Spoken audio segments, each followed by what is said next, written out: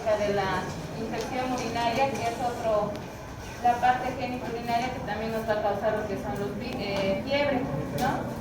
Y otro también que hemos estado viendo ha sido las infecciones de transmisión sexual, que también nos van a causar algún grado de fiebre también, ¿no? Entonces habíamos quedado acá en lo que es el virus del papiloma humano. Como les dije, es una infección transitoria y que puede ser de forma asintomática, ¿no? Algunos, no en el 100%, pues van a desarrollar lo que son verrugas a nivel de los genitales. Estas verrugas generalmente son visibles, ¿no? O generalmente cuando la mujer o el varón generalmente en la mujer cuando se está haciendo se siente, ¿no? Las verruguitas, y si es en el varón, pues obviamente las va a poder observar. No, generalmente estas verrugas son indoloras, son de características blandas, a diferencia de lo que es la sífilis. Como hemos dicho, la sífilis es duro.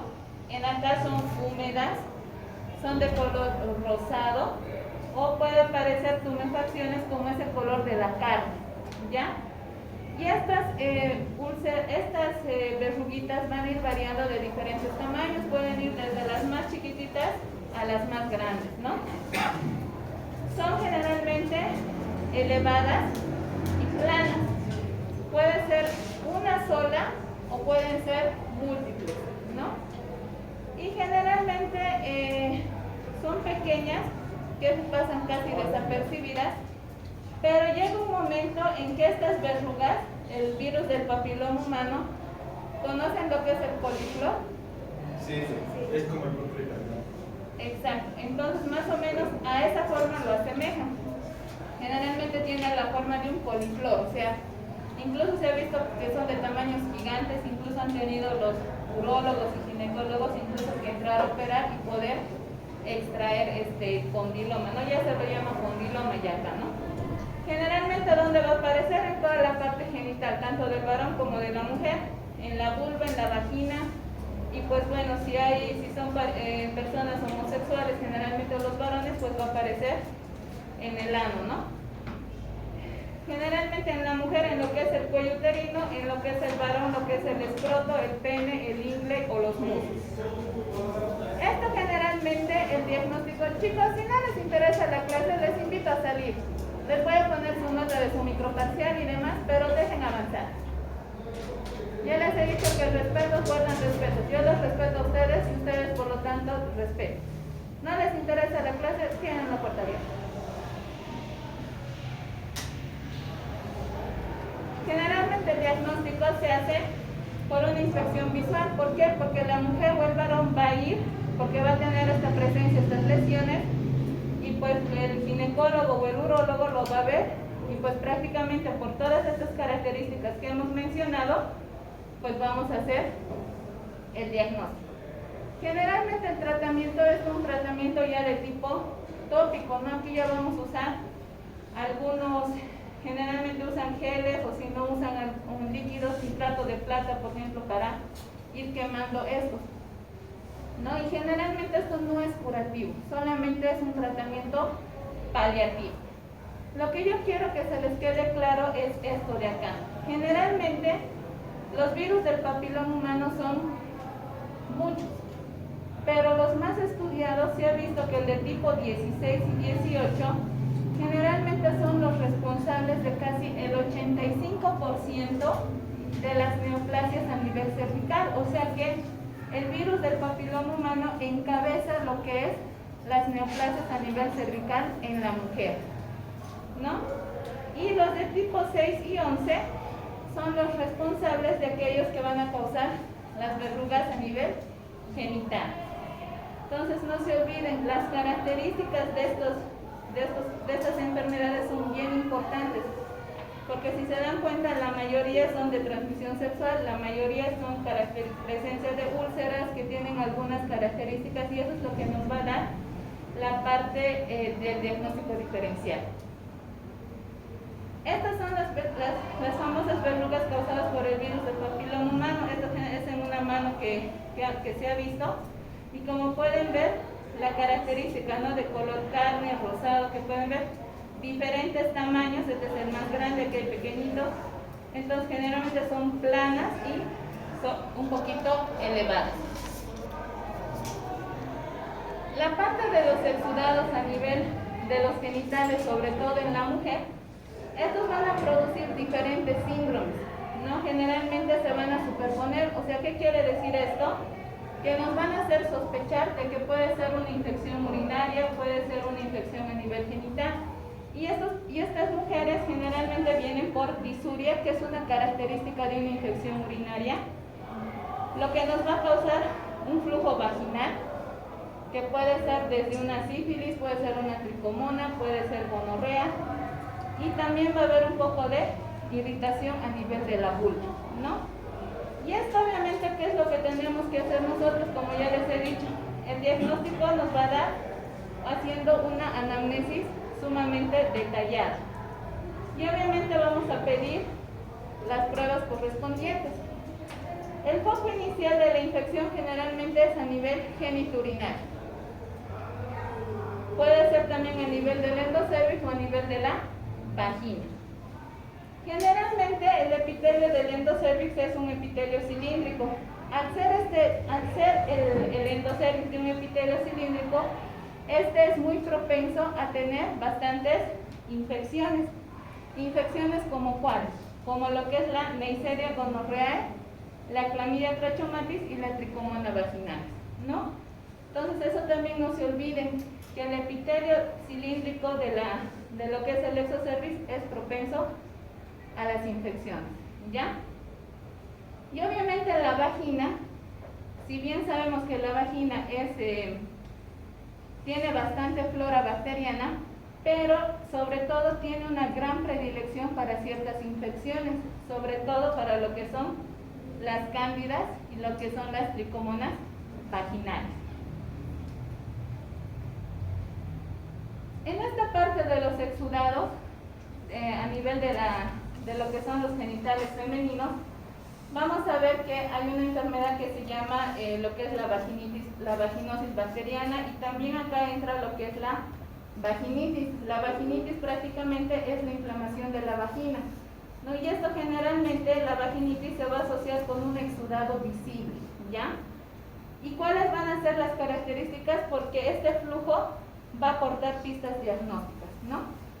Si ustedes recuerdan en ginecología, los que están llevando ginecología, todo es las características del flujo, ver la cantidad, ver el color, si tiene burbujas, si tiene espuma, el olor sobre todo, que es característico, en algunos que es olor a pescado, en otros tienen otros tipos de olores. Entonces todo es en la parte esta de la mujer, sobre todo las secreciones y las características, que es muy importante, ¿ya? Y este cuadro del exudado genital femenino es un cuadro muy frecuente, ¿no? Porque generalmente el mal aseo, el mal cuidado a nivel de la región genital, o a veces utilizan jabones que no son apropiados para la parte del aseo, eso también implica mucho. Y obviamente para esto, de acuerdo al síndrome que nosotros vamos a ver en esta parte de los exudados genitales, vamos a ver que hay que hacer un diagnóstico sindrómico, ¿no? Y esto pues nos va a hacer que nos va a carecer de un poco de una sensibilidad y especificidad.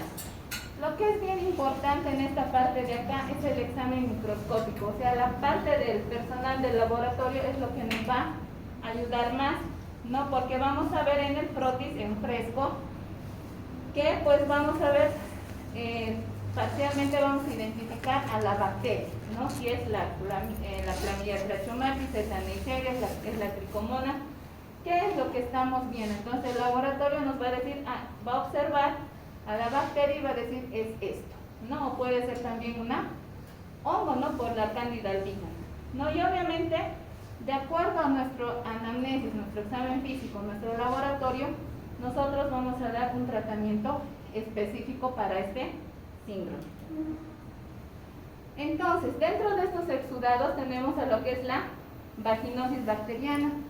Generalmente esto aparece en las mujeres, son las más afectadas, y si hay a menudo, la mayoría de los síntomas son mínimos, o sea, casi es imperceptible. ¿Qué es lo que va a presentar la mujer? Va a presentar lo que es un flujo vaginal, pero de tipo escaso.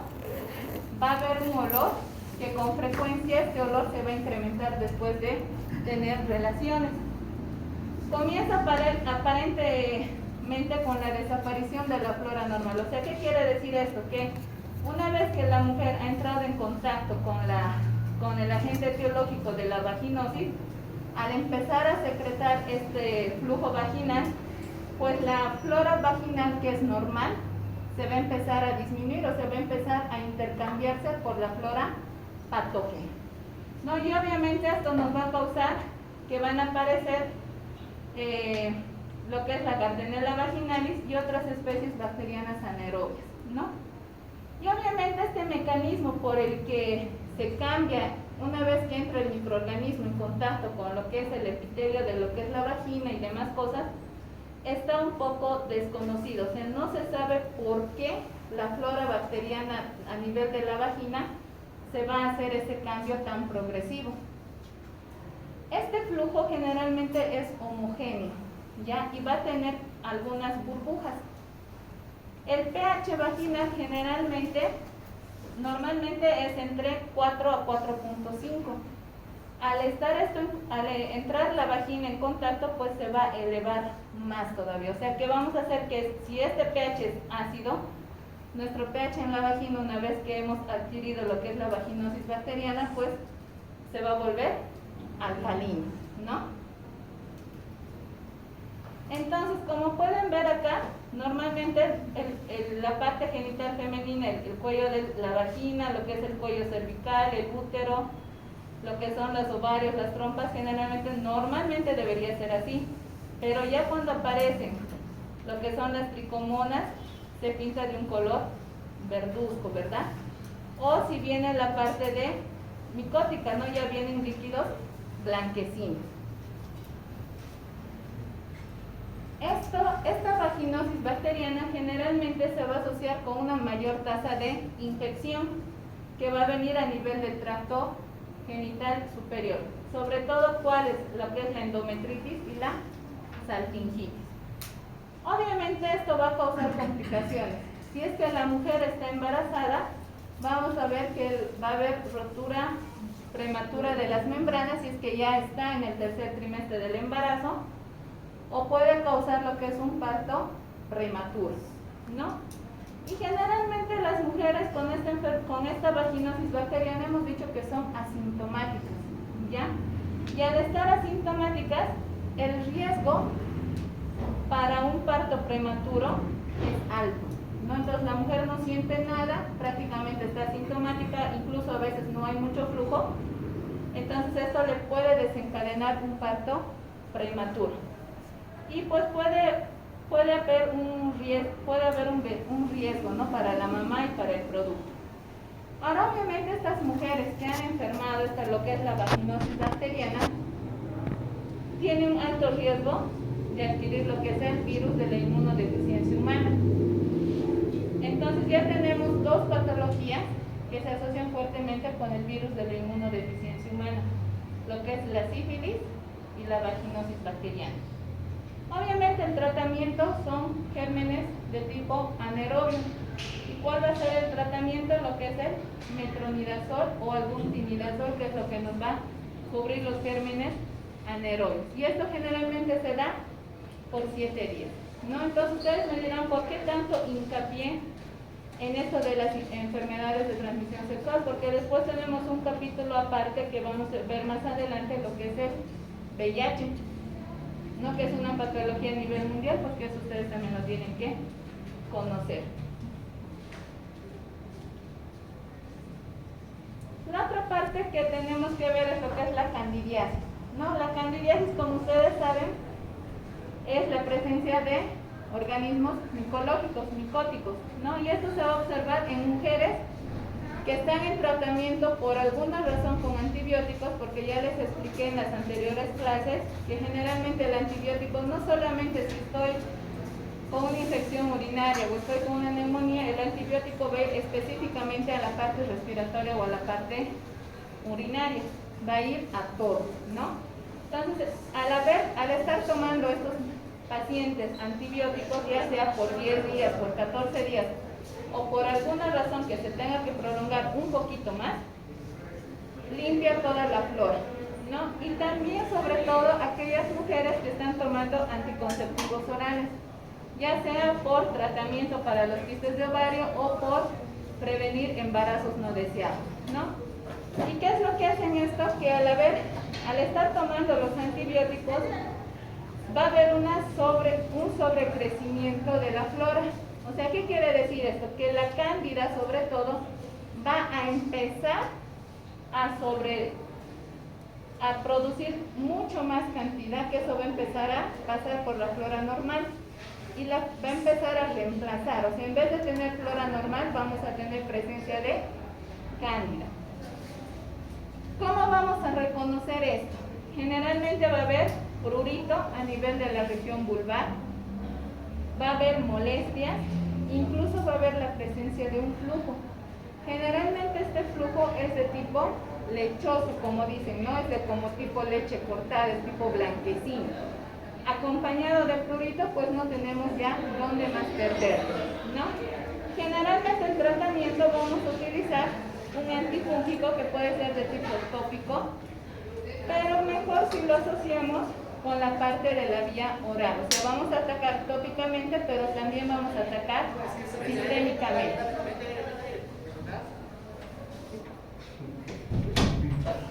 ¿Ya? Entonces, generalmente el antimicótico que nosotros usamos por la vía oral es el fluconazol, que viene de 150 miligramos, y esto se le da por vía oral generalmente por 7 a 10 días, ¿ya? Y esto, pues, esta combinación tanto tópico como vía oral ha resultado ser bastante efectivo, porque si ustedes alguna vez se han infectado de honguitos en las uñas, es bien difícil erradicar los honguitos, entonces hay que atacar tanto tópico como vía oral. Obviamente, si van a existir, si esta mujer constantemente está siendo infectada por la Candida albicans, pues hay que investigar primero si es que esta paciente no tiene diabetes mellitus, porque sabemos que los pacientes con diabetes mellitus también tienden a inmunodeprimirse, ¿no? Y sobre todo también en quienes también vamos a investigar esto, en pacientes que tienen lo que es el VIH, ¿no? Entonces, si la mujer tiene infecciones por la Cándida bastante recurrentes, dos cosas que tenemos que investigar: diabetes y lo que es el VIH. Obviamente no nos vamos a quedar solamente con tratar a la mujer, sino también que tenemos que tratar a la pareja, porque de nada nos sirve tratar a la mujer si su foco de contagio está en su casa, ¿verdad?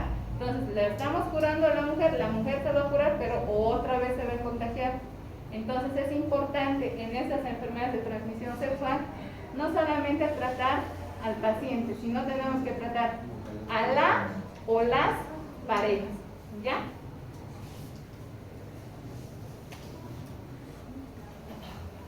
Entonces va a haber lo que es el picazón, el ardor también al orinar y lo que es la secreción blanquecina, ¿no? Y generalmente las cándidas, ¿dónde va a ser más frecuente? En la época de verano, donde todo el mundo va a la piscina, van a las playas, y pues sabemos, si vamos a una piscina o a un sauna, pues sabemos que no nos metemos solamente una persona, nos metemos muchas personas, ¿no? Y obviamente hay que ver cuántos de ellos también están enfermos, ¿no? La otra parte de los exudados a nivel genital son lo que son las tricomonas o la tricomoniasis, ¿no? Esta tricomoniasis, generalmente el agente causal está dado por lo que es la tricomona vaginalis, y generalmente esto va a presentar una irritación purulenta y un exudado purulento, ¿no? Generalmente va a atacar lo que son las paredes a nivel de la vagina, que las va a volver de tipo rojo, o sea, va a estar totalmente enrojecido. Y esta coloración de la secreción es característico porque va a ser de color amarillo o verdoso, y aquí va a mostrar grandes burbujas, ¿no? El exocervix va a estar inflamado o va a presentar pequeñas lesiones puntiformes, como si hubiera una pequeña hemorragia puntiforme a nivel de lo que es la el exocervix, ¿no? Y esto es característico que lo denomina como el cuello uterino en fresa, ¿no? Si se fijan, la fresa tiene puntieritos, ¿verdad? Lo mismo aparece en esto, ¿no? Obviamente, el ginecólogo o la ginecóloga va a tomar una pequeña muestra y lo vamos a ver en el prótesis, donde va a observarse unos protozoos que son móviles y que tienen los flagelos visibles. Y esto es lo que es tenemos que identificar a la Trichomona vaginalis. ¿Cuál va a ser nuestro tratamiento?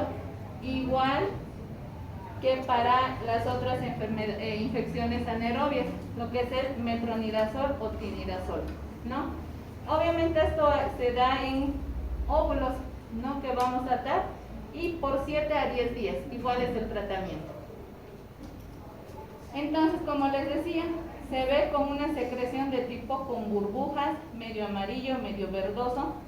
Se ven acá lo que es el hemorragia puntiforme, o lo que es el cuello uterino en forma de fresa, y la secreción que es amarillo verdosa, ¿no? Si se fijan, las paredes de la vagina ya están enrojecidas, inflamadas, ¿no?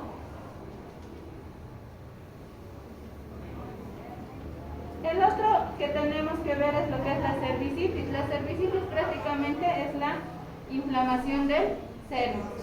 Aquí ya va a existir dolor, ¿no? Generalmente la mujer va a ir porque hay un dolor, y cuando el ginecólogo le está haciendo la revisión, va a haber mucho dolor a la palpación bimanual. Y a la inspección lo que se va a ver es una inflamación y un exudado. Generalmente el diagnóstico lo vamos a hacer porque va a haber la presencia del microorganismo a nivel del cuello uterino. ¿Y qué microorganismos? Pues los que hemos ido repitiendo todo este tiempo: la Neisseria gonorrhoeae, la Chlamydia trachomatis. No, y obviamente se va a ver un trofismo a nivel del tejido cervical. Entonces normalmente es así, pero vemos que en la cervicitis está todo inflamado, todo rojo, ¿no? Entonces hacen la exploración bimanual y pues la mujer va a chillar de dolor. Entonces esa es la característica de la cervicitis. Esta es la enfermedad que yo diría que más le temen los ginecólogos, y yo creo que todos, ¿no? Cuando ya la enfermedad pasa a ser a toda lo que es la parte pélvica, ¿no? Donde va a haber la enfermedad inflamatoria pélvica, va a estar causada igual por lo que es la Neisseria gonorrhoeae, la Chlamydia trachomatis y algunas especies de los micoplasmas, ¿no? Obviamente esta infección, para que llegue a esta altura, la infección ha ascendido desde lo que es el cuello uterino. O sea, no hemos hecho un buen diagnóstico apropiado, o no hemos dado el tratamiento adecuado, o por último hemos dado el tratamiento adecuado, hemos elegido el antibiótico adecuado, pero no hemos dado por el tiempo que debíamos haber dado, ¿no? Y esto es una consecuencia de eso. Entonces va a ir subiendo la infección a través del cuello y va a llegar a lo que es la cavidad uterina. Y en la cavidad uterina, ustedes recuerdan que hay una capa que se llama endometrio. Ese endometrio se va a inflamar y va a producir una endometritis, ¿no? Obviamente de ahí, a partir de lo que son entonces empieza a subir acá, ¿verdad? Del cuello uterino, viene a lo que es al endometrio, que produce la endometritis, y luego va a ir a los anexos, lo que es trompas y incluso a los ovarios, ¿no? Entonces por eso es que esto es bien importante, que ustedes, cuando la mujer acuda por una secreción o un flujo vaginal, es importante hacer una buena anamnesis de eso para no llegar a esta parte de acá, ¿no? Entonces va a producir una salpingitis. Entonces ya la infección no solamente era en la parte baja, sino ha ascendido hasta lo que son las trompas, ¿no? Y al hacer todo esto, generalmente van a producir cambios inflamatorios, van a hacer que estos tejidos prácticamente se van a infectar, ¿no? Y esto va a hacer que las bacterias simultáneamente por las bacterias anaerobias, tanto intestinales como vaginales, ¿no? Sabemos que la principal bacteria intestinal que puede llegar a afectar ahí también es la Escherichia coli, ¿no? ¿Y qué es lo que vamos a encontrar en estos pacientes? Generalmente es el dolor. O sea, también va a haber un dolor a la exploración bimanual, donde vamos a ver que ahí vamos a establecer el diagnóstico de una salpingitis, ¿no? Obviamente, ¿qué es lo que se va a ver a la inspección? Va a haber dolor en el cuello uterino, que se le va a empezar a hacer el tacto, y la mujer pues obviamente le va a doler, ¿no? También va a estar acompañado de fiebre. Como han visto en las otras enfermedades, tanto en lo que es la cervicitis, la vaginosis bacteriana, solo había lo que es la parte de dolor, flujo o inclusive un poco de disuria. En acá no. En acá ya la cosa se complica más porque esta paciente ya va a tener fiebre. Si nosotros le vamos a pedir un laboratorio, va a haber una leucocitosis y obviamente la velocidad de eritrosedimentación, que es un reactante de fase aguda, obviamente también va a estar aumentada. ¿Y cómo hacemos el diagnóstico? Uno que es clínico y otro pues el ginecólogo va a entrar y va a hacer una laparoscopía diagnóstica si ustedes quieren, y pues ahí va a observar que todo la parte genital, la interna de la mujer está inflamada. Generalmente en un 70% la mayoría de los ginecólogos entran a hacer una laparoscopía diagnóstica y se encuentran con que el endometrio, las trompas y todo lo demás está inflamado. ¿No? Entonces, si se fijan, este es la mitad, está normal este lado de acá, del lado derecho, pero del lado izquierdo, si se fijan, está todo rojo, aumento de tamaño y demás, ¿no? ¿Qué otros estudios nosotros nos vamos a ayudar, nos vamos a apoyar? Generalmente una ecografía vaginal nos va a ayudar bastante, ¿no? O inclusive si es que la ecografía, la mujer está bastante ácida, que no se va a poder hacer, ahí pues nosotros vamos a pedir una tomografía pélvica, ¿no? Para definir por qué está tan doloroso esa región pélvica, ¿no? Y ver hasta dónde está comprometido. Esta enfermedad inflamatoria pélvica, sobre todo la endometritis, puede llegarse a complicar con lo que es la infertilidad, ¿no? Entonces, por eso les decía que es muy importante. Se complica generalmente en un 15% de estas mujeres que a veces llegan a quedar infértiles, ¿no? Y generalmente todo empieza por una simple salpingitis, ¿no? Que es la inflamación de las trompas. Y esta enfermedad inflamatoria pélvica afecta en un 75% en las mujeres que van a tener 3 o más episodios, ¿no? Por eso es que es muy importante que ustedes, no solamente en la consulta, nosotros nos dedicamos a la parte de diagnosticar, mejor dicho, de hacer la anamnesis, el examen físico, diagnosticar, dar tratamiento y chao, andate, nos vemos en 7 días.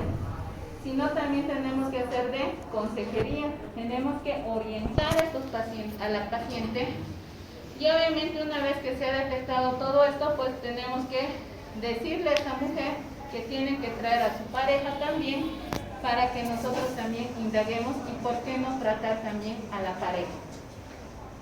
Otras complicaciones también que aparecen si es que la mujer se llega a embarazar, lo que va a producir también son los embarazos ectópicos o los abscesos tubo-ováricos, ¿no? Cuando la mujer está con una salpingitis y llega a embarazarse, pues ese producto, esa unión entre el óvulo y el espermatozoide no va a llegar a donde tiene que llegar.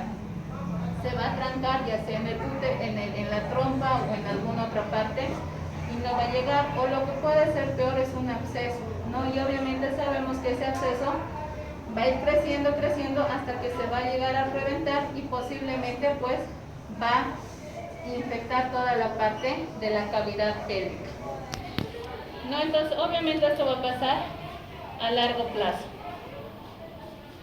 Entonces, como les decía acá, la prevención es bastante importante, ¿no? Sobre todo en estas enfermedades que lastimosamente es a nivel mundial. Sabemos que todas estas las que hemos visto, unos son curables, otros podemos prevenir.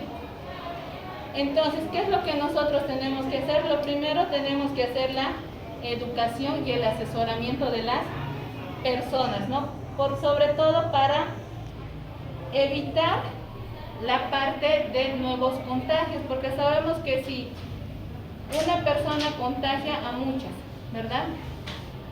Otra cosa que tenemos que ver es la identificación, o sea que si yo o cualquiera de ustedes o el paciente que viene, a lo mejor no solamente tiene una pareja, a lo mejor tiene tal vez 5, 4, 3, qué sé yo, o tal vez tiene uno en cada trabajo.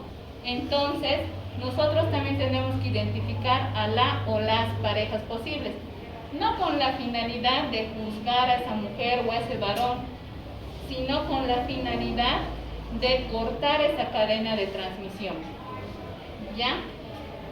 Y obviamente tenemos que buscar los diagnósticos y hacer un tratamiento, como ya les he dicho, al paciente y a las posibles parejas.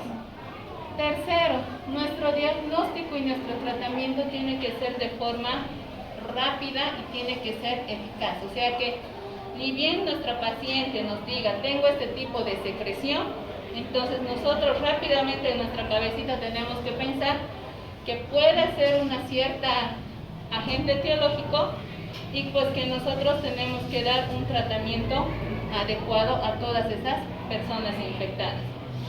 Obviamente vamos a hacer la evaluación, el tratamiento y el asesoramiento a las parejas supuestamente que se han expuesto con la persona que está contagiada. Y es importante la vacunación, sobre todo, ¿para cuál de todas las enfermedades que hemos visto hay vacuna? Para el virus del papiloma humano, ¿verdad? Que actualmente en nuestro medio ya están vacunando a partir de las 15 años para arriba, ¿no? Entonces es importante esto de la vacunación, no con la finalidad de que no se lleguen a contagiar, porque a lo mejor sí, quién sabe, nos podemos contagiar, nadie está seguro. Pero ¿para qué va a servir la vacuna? Prácticamente para evitar que lleguen a una neoplasia, ¿no? Que es lo que estamos buscando con lo que es la vacuna. Dentro de lo que es esta parte del asesoramiento, obviamente nosotros tenemos que, uno, si esa mujer o ese varón está con una infección, durante el tratamiento obviamente tenemos que decir que haga abstinencia, ¿no? ¿Por qué? Porque no le podemos dar tratamiento y decir, bueno, sigue haciendo tu vida tranquila y normal y va a seguir infectando, o tal vez su pareja le va a seguir contagiando. Hay que recomendar siempre lo que es la monogamia, ¿no? O sea, que solamente tenga una sola pareja. Ahora, si es una trabajadora que lastimosamente vive de eso, pues hay que decirle que trate de cuidarse lo más posible. Obviamente todos nosotros tenemos conocimiento de cuáles son los métodos de barrera, ¿no? Tenemos diferentes métodos para cuidarnos, para protegernos, y no solamente nosotros, sino también, sobre todo, a nuestra pareja.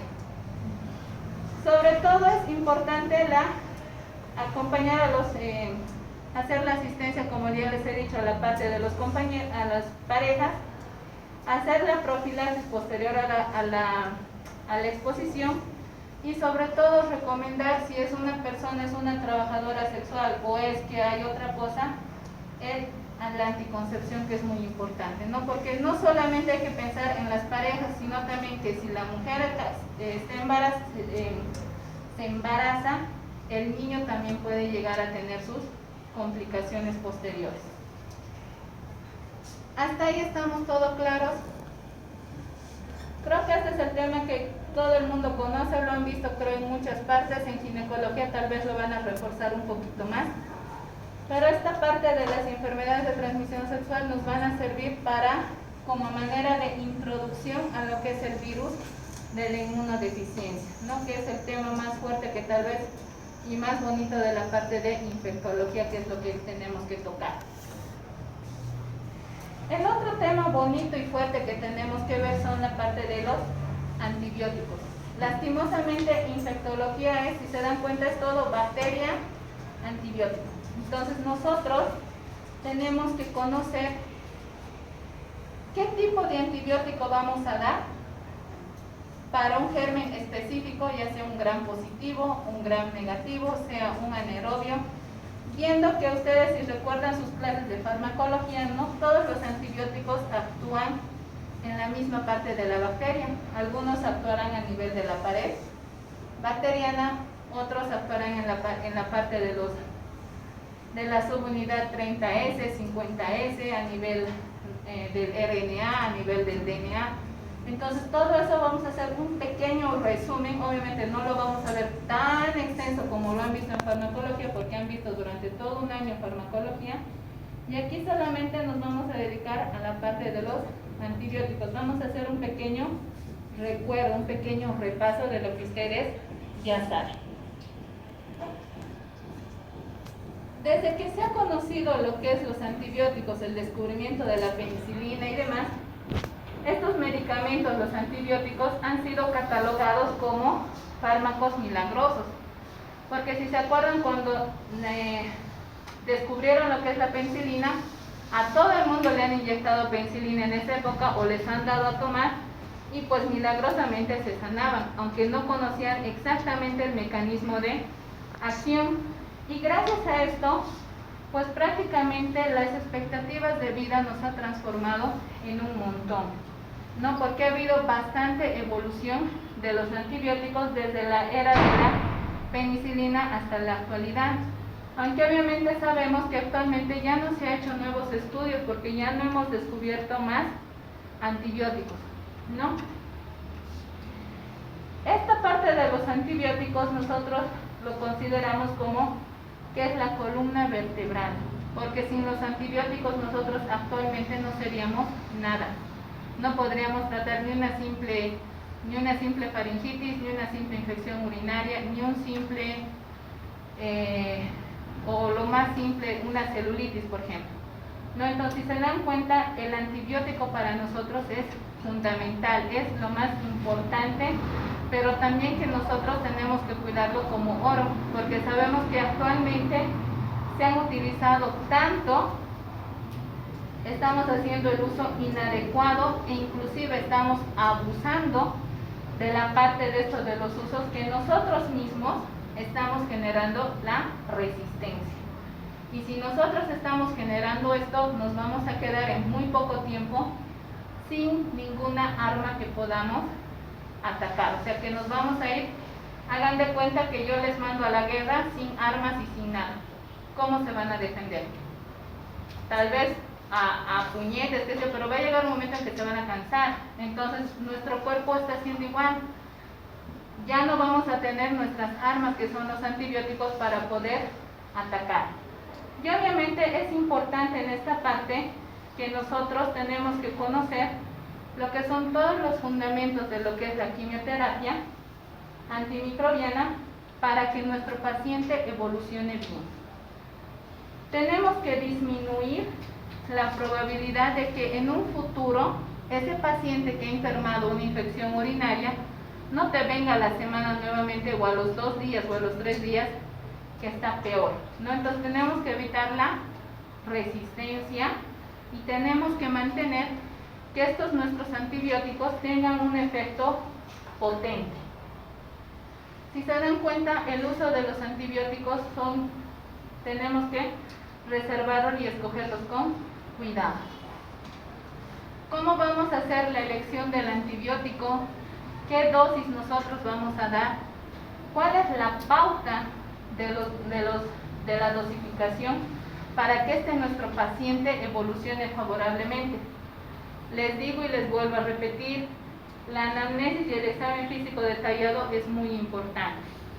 No, obviamente todo va a girar en torno a esto.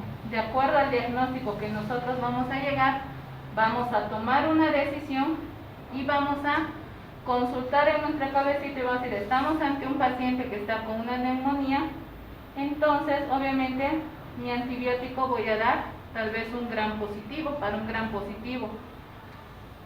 La clave está en que tenemos que elegir correctamente. Obviamente, si sabemos que la infección urinaria, el germen más frecuente es el Escherichia coli, y sabemos que el Escherichia coli es un gram negativo, no le vamos a dar un antibiótico que sea para gram positivo, ¿verdad?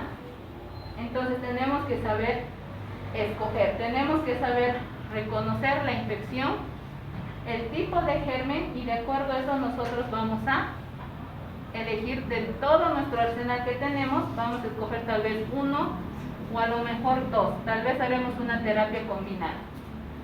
Obviamente vamos a definir, tenemos que documentar dónde está nuestro foco infeccioso. ¿Será a nivel de la piel?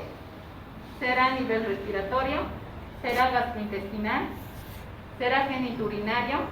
¿Será a nivel nervioso? Entonces todo eso nosotros tenemos que documentar, identificar nuestro germen. Y obviamente vamos a determinar si este paciente tiene algún factor de riesgo para poder administrar lo que son los antibióticos. Tal vez este paciente tiene hecho alguna reacción alérgica, o pues ya el paciente está portando un patógeno sumamente resistente. Les pongo un ejemplo. A veces vienen los pacientes con tuberculosis, con una clínica así bien florida de tuberculosis. Le hacemos la prueba para ver la resistencia y casualmente nos encontramos que es un multidrogo resistente o que son extremadamente resistentes. Entonces, ¿ahí qué hacemos? Pues nuestro esquema de primera línea ya no va a dar. ¿Qué significa multidrogo resistente? Que este paciente es resistente a lo que es la rifampicina y la isoniazida, que son nuestros dos antituberculosos más potentes. Entonces, ¿se imaginan que ese paciente ya tenga resistencia a uno de los dos? Nuestro esquema tiene que modificarse, ¿no? Entonces, ahí va la cosa, ¿no? Entonces, ustedes ya tienen que parar las orejas bastante bien. Ahora, obviamente, tenemos que comprender que cuáles van a ser nuestros patógenos dominantes. Y con esto tenemos que ver el origen de la infección, porque van a presentar diferentes en cada espacio. Ustedes saben que los antibióticos van a ir penetrando poco a poco a lo que es la bacteria, dependiendo a dónde queremos atacar. Si queremos atacar a nivel de la pared, queremos atacar a nivel del RNA, del DNA o de las subunidades 30S, 50S a nivel del ribosoma, o queremos atacar a nivel de la síntesis de la proteína de la bacteria. ¿A dónde queremos atacar nosotros con esto? Entonces esto lo van a hacer a través de uniones herméticas que generalmente son muy difíciles. El antibiótico le cuesta atravesar sobre todo la barrera hematoencefálica. No todos los antibióticos atraviesan. Se necesita una bastante cantidad de los antibióticos para que este antibiótico pueda realmente atravesar. Y también le cuesta lo que es atravesar en la parte del ojo y de la próstata, ¿no? Obviamente los antibióticos van a penetrar fácilmente a nivel de la piel o de algunas otras estructuras cutáneas, porque es mucho más fácil atravesar la barrera de la piel. Es importante que nosotros, si estamos frente a una neumonía o cualquier otra infección a nivel bacteriano, aparte de pedirle todo lo que es la serie de lo que son hemogramas, glicemia, urea, creatinina, electrolitos, si ustedes quieren albúminas, proteínas totales para ver la parte de nutrición, también en nuestro arsenal de toda nuestra batería de laboratorios y obviamente nuestros estudios imaginológicos, tiene que estar presente el cultivo y la tinción de grano. No se olviden que esto es muy importante y es algo que nos va a salvar a nosotros de cualquier proceso legal y van a salvar la vida de ese paciente. ¿Para qué nos va a servir esto? Sobre todo para la identificación del germen, que es lo que estamos sospechando. Y obviamente pues nosotros empezamos empíricamente, ¿no? Todo vamos a empezar empíricamente. Entonces no se olviden, si están ante un paciente con neumonía, pues hay que pedirle el cultivo del esputo, de esa secreción que está botando ese paciente. Y también pues en la parte urinaria hay que pedir lo que es el urocultivo. Si estamos sospechando una meningitis, hay que pedir cultivo de ese líquido cefalorraquídeo. Pero no se olviden también que los hemocultivos en la sangre también nos van a dar los gérmenes, porque no se olviden que los gérmenes están circulando en el torrente sanguíneo, ¿no? Y generalmente estos hemocultivos los vamos a pedir en picos febriles, sobre todo cuando ese germen ya está, cuando hay fiebre, los gérmenes están bastante abundantes, entonces ahí es donde nosotros lo vamos a poder captar. Y obviamente no vamos a pedir un hemocultivo, o sea, ¿qué significa? Que sacamos 10 ml de sangre y lo ponemos en el cultivo, en el frasquito. Generalmente se piden o 2 o 3, con intervalo tal vez de unos 30 a 1 hora, ¿no? Y obviamente nos van a, la tinción de Gram nos va tenemos que saberlo interpretar, porque nos van a decir, ha salido en esta tinción de Gram este germen, esta cantidad. Entonces nosotros tenemos que saber identificar. Ahora obviamente no vamos a nosotros poder establecer un diagnóstico definitivo, no solamente con la clínica. Una vez que el laboratorio, la parte del cultivo, ha salido, generalmente esto tarda 72 horas, que es lo que nos va a dar el germen. Ahora, si en 24, 48 horas no ha crecido nada en ese cultivo, obviamente nos van a reportar negativo. Pero si ya hay crecimiento de alguna bacteria, obviamente en 72 horas o un poquito más ya vamos a tener el resultado. Obviamente pues hay que ver la parte de que tenemos que combinar la información morfológica, tenemos que ver la positividad o la negatividad de lo que es la tinción de Gram del microorganismo, el foco de la infección y cuáles son nuestros patógenos más importantes, más probables para poder elegir nuestro antibiótico. Obviamente iniciamos empíricamente, tenemos ya el resultado y vamos a cambiar o vamos a mantener. Esto más vamos a ver la parte de lo que es la sensibilidad. Si ustedes recuerdan, los patrones de la sensibilidad son diferentes, ¿no? En los diferentes cultivos obtenidos de los pacientes, pues ahí ya nos van a decir qué tan sensible es ese germen, ¿no? Tal vez es muy sensible, entonces vamos a tener tal vez una lista de 10 o 15 antibióticos, de los cuales nosotros tenemos que optar con un criterio, ver qué antibiótico es mejor para este paciente. Si ese paciente no tiene alergia o no le causa alguna reacción, pues ahí nosotros tenemos que jugar, ¿no? Obviamente esto vamos a ver en aquellos pacientes, sobre todo cuando son hospitalizados en las salas generales o en aquellos que van a ingresar a lo que es la unidad de cuidados intensivos, ¿no? Y esto obviamente, generalmente la sensibilidad, ¿cómo nos van a reportar? A veces nos reportan así como S y R. ¿Qué significa? Que es sensible, que es una sensibilidad sensible, intermedia o resistente, ¿no?